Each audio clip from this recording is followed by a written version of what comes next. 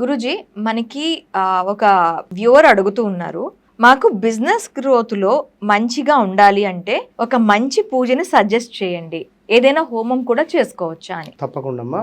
Business related వారికి success రావాలి అని అనుకునేటువంటి వారు ఖచ్చితంగా ప్రతిరోజు వారి ఇంట్లో ఉండేటువంటి తులసి చెట్టు చుట్టూ ప్రదక్షిణ చేయాలి. ఓకే. చేసి తులసి చెట్టు యొక్క మొదట్లో ఉండేటువంటి కొంత మట్టిని తీసుకొని దానిని నుదుటన రాసుకోవడం ద్వారా ఐశ్వర్యం లభిస్తుంది. అదేవిధంగా వారు షాప్లోకి ఎంటర్ అయ్యేటువంటి క్రమంలో తప్పకుండా ఓపెన్ చేసే క్రమంలో ఓం శ్రీం మహాలక్ష్మి నమః అనే మంత్రాన్ని ఒక 11 సార్లు మనసులో స్మరణ చేసుకొని షాప్ ఓపెన్ చేయడము, క్లోజ్ చేసేటువంటి తరుణంలో కూడా ఈ మంత్రాన్ని చెప్పుకోవాలి.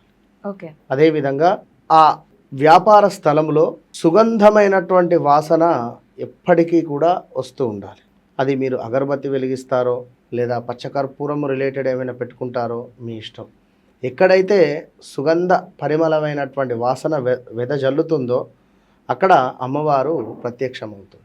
ఓకే. ప్రతి బుధవారము ఖచ్చితంగా పెసర్లను దానంగా ఇవ్వడము, లేదా ప్రతి బుధవారము ఖచ్చితంగా కూడా ఆవుకు ఆకుకూరలు ఏమైనా తినిపించడం ద్వారా బిజినెస్ అనేటువంటిది చాలా ఇంప్రూవ్ అవుతుంది. ఓకే. ప్రతిరోజు దీపాన్ని వెలిగించాలి ఆ యొక్క వ్యాపార స్థలం. అదేవిధంగా వారి వారి జన్మ జాతక రీత్యా కూడా నడిచే దశ అంతర్దశను చెక్ చేసుకోవడం కూడా అవసరం. అట్లా. సో ఎవరైనా మనకి స్క్రీన్ మీద స్క్రోల్ అవుతున్న నెంబర్కి కాల్ చేస్తే వాళ్ళ జాతక రీత్యా ఎలాంటి బిజినెస్ చేసుకుంటే బాగుంటుంది, అలాగే బిజినెస్ లో రాణించాలంటే ఏం చేయాలి అనేది కూడా మనం చెప్పే సూచనలు ఉంటాయి. తప్పకుండా. నమస్తే గురూజీ. మహాదేవ.